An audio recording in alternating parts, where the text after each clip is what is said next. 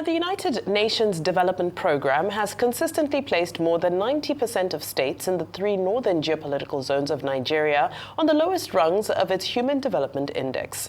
This comes as little surprise because most available data continue to show a disproportionate incidence of factors such as high maternal and child mortality rate, low literacy rate, and out-of-school children in those states. Senator Shehu Sani is a former national lawmaker and human rights activist, and he joins us now to discuss this major human and social handicap in the country's north and why successive governments in that region seem not to be seriously addressing the issues despite dominating Nigerian politics for so long. Good afternoon, Senator Shehu Sani. It's a pleasure to have you here on the program. Thank you for having me.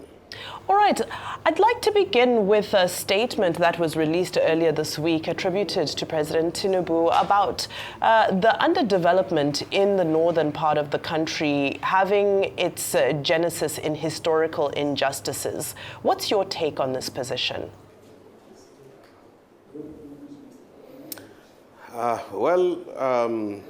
It's a historical fact that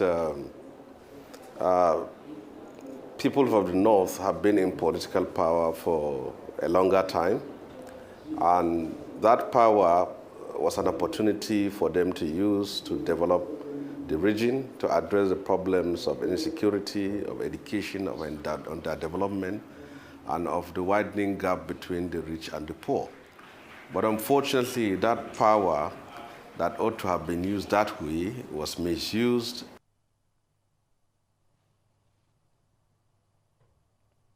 It lags behind in terms of poverty. It is ahead in poverty index. It lags behind in industry, and it lags behind in many aspects of development. It's a serious concern because part of the problem which we are facing in the north today as far as insecurity can be rooted in a history of bad governance, in history of corruption, in history of insensitive leaders, and in history of people who ought to have used power to develop their own part of the country, which they have not been able to do that. So power has not been of use to northern Nigeria for the period which it has lasted. Well, Senator, there have been some accusations that northern political elites tend to prioritize power retention over regional development. Do you have an opinion on this? Well, Nigerian northern political class are part of the Nigeria's ruling political elite, but their own peculiar characteristics has to do with the fact that for the fact that the north has been behind in a number of indices of development, there should have been a concerted effort in terms of bringing development to that part of the country. Well, look at what we are having now. In the last 8 years before the coming of this administration, in 2015 there was so much hope, there was so much belief and faith that the leadership that took over at that time will address these fundamental issues, but it was not. Today, the states in the northwest are facing serious problems of banditry, kidnapping, and killings by all sorts of violent groups. In the northeast, the Boko Haram, the ISIS, and other terrorist groups are still holding sway, despite the fact that not only the north has been in power from 2015 to 2023, but major organs of government were headed by people from that region, and they have not actually used it for development. So now, to the fact that someone from the south has taken over, there appears to be an organized attempt for them to resurrect their power base and see how they can return to power. So power should be of use to the masses, to the telecoms in the north. Power should address their poverty, should address their insecurity, should address the issues of development, and not power should be used to enrich an insignificant few who simply are parasitic on the economy of the country. This brings the need for the present administration to go ahead with the issue of restructuring, which I believe will be another systemic opportunity for Nigerians to address their problems of underdevelopment, and for the North to come back home and see what it can do with its resources to address the problem that it is facing for more than a decade or two.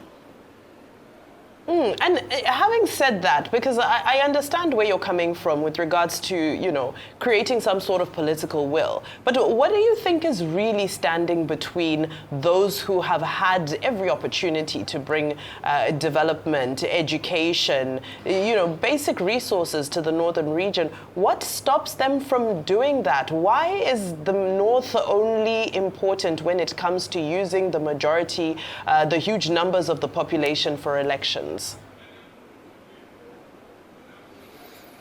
Well, the North by landmass constitute over, to a larger point, 65% or 70% of Nigeria's landmass. And in population, there is no doubt about it. The North is more populous than the southern part of Nigeria. The statistics are there. And all that should have been is that when people from the North has the opportunity to be in power, they should prioritize areas which there should be an intervention. It's not simply appointing Northerners to office, but addressing problems which the North is facing. For example, the issue of agriculture. The North has a very large arable land with water resources everywhere. There was expectation that the previous administration could have invested heavily on agriculture to address the problem. On the matters of security, there was a thought that with Northerners being in power, they should address the problems of insecurity we face as a country, as a region, as a country. Many farmers in our state and in most states in the Northwest have to pay levies and fines to terrorists to access their farms. Over 10 million pupils are out of school because of the activities of bandits and terrorists. And we have seen the destruction of our educational system and rural life, all because of insecurity. That should have been addressed. We should have addressed the issue of Baro Port, which is in Niger State. We should have addressed the issue of Mambila Plateau hydroelectric power, which is supposed to be so. We should have addressed the dredging of Niger. We should address the problems of Lake Chad. These are all issues that all need to have been done. There could have been serious investment on solid minerals.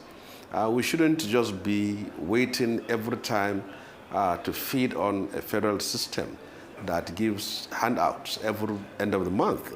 The North can do better. The North is one of the most blessed part of Africa, and it only needs a political vision, a political will for such resources to be used for the development of our people. But it's unfortunate that that has not been done.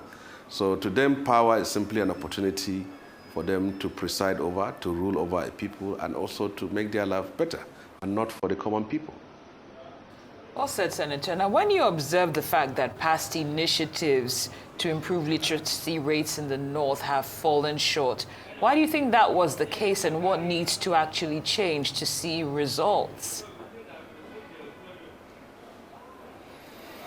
Well, for now, I believe that what is needed is for the region itself to key into the policies and programs of this administration, to see how those policies and programs can be used to address the problems that we face.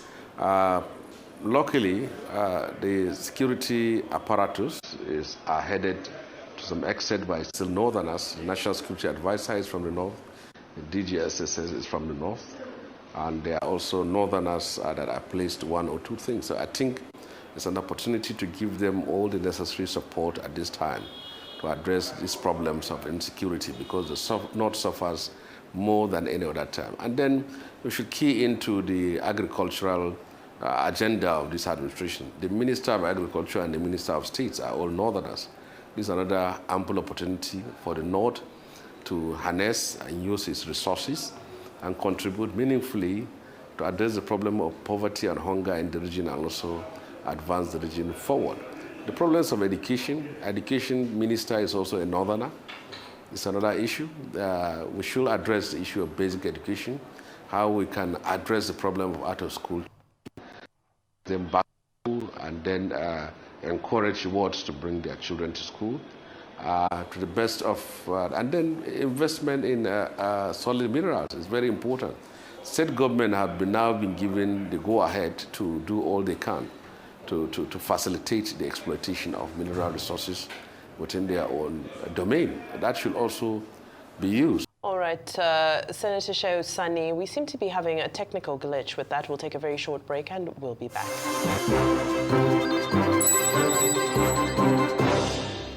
All right, welcome back. Again, apologies for those technical glitches. We continue this conversation with Senator Shehu, Sani. My apologies to you, sir. I'll just quickly go back to my final question, as of course we just have a few minutes left with you, and it was all about Atiku Abubakar's visit, of course, to President Buhari and to other leaders in the north, and the comments that you made around that visit concerning the 2027 election and all of the discourse that has also been generated around it. What are some of your thoughts about some of the conversations that have been generated since you put out that statement? And do you feel that the APC right now should be focusing on 2027, as it seems there is conversation that preparations seem to be gearing up? Well, it is a tradition or a culture or a norm or ritual that each time you have a Salah celebration like the Eid, prominent leaders do visit the former presidents of this country. But I must clear the air by making a point here. First of all, is that there is evidence of rallying of forces, regrouping of forces, political forces from the north, trying to use the former President Buhari as a rallying point in order to evict the government of Asuwaju Ahmed Bola Tinubu. And they hope to resurrect his political charms in the hearts of the masses and portray the government as one that has been undermining the north and one that has not been living up to its campaign promises to the region, being that it has the highest votes from there. And I must warn that attempt to do that can create a serious problem for our country. Buhari has been in power for 8 years, and there has never been any serious southerner who challenges his own government in terms of trying to remove him out of office. And secondly, we should know that before you think of power, you should think of a whole country. We should be thinking of a united country, a peaceful country, not just a fragile nation. What will happen if southern politicians decide to also form the idea of uniting themselves and making a position that this is their stand? There will be no Nigeria. So they should, in the interests of the unity of the country and the future of the country, sacrifice their own personal ambition, at least for 2027, and the North will have the moral right to ask for power after the second term of this administration, or even if a southerner has taken over power, even if it's not Tinubu. So that is my own point, that this desperation for power will not augur well for the region, for the unity and collective peace of our country as a nation. And that they should know that they had the opportunity to address all the problems of the region, which they failed. The North wasted 8 years in power and did nothing for the region, did nothing for his people, and left the region worse than it met it in 2015. So that is the point which I have raised. This is not the time. We should key into policies and programs that will benefit our own people, rather than starting a certain battle that will wreck the whole democracy itself. Senator Shehu Sani, you've spoken very well. We'd like to thank you for your time and insight. Senator Shehu Sani is a former national lawmaker and human rights activist. Thank you so much for joining us here on Newsday.